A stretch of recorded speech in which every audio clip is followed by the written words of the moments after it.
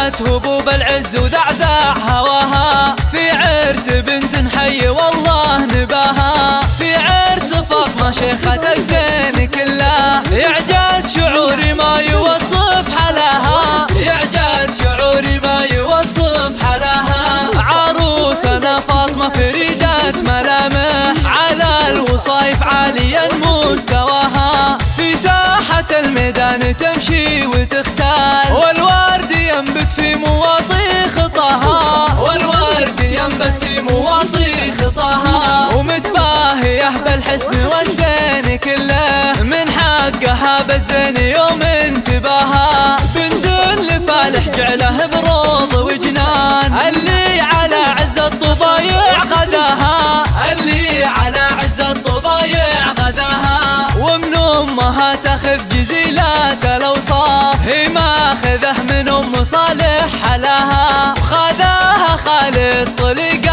الحجاجين، النادر اللي كل عليا رقاها، النادر اللي كل عليا رقاها. واخوانها روس الرجال الحشيمين، نجوم عز نورت في سماها، صالح ومصلح سنام المعزة، عضيدها في وسط قلبه غلاها، عضيدها في وسط قلبه غلاها. محمد وريث الطيب اول وهالحين، وحمود وحمد بالوقفات معاها، وخواتها من الفخامة اميرات، مثل البروق اللي تلالا سناها، مثل البروق اللي تلالا سناها. هبت هبوب العز ودعدع هواها في عرس بنت حي والله نباها، في عرس فاطمة شيخة الزين كلها، إعجاز شعوري ما يوصف حلاها،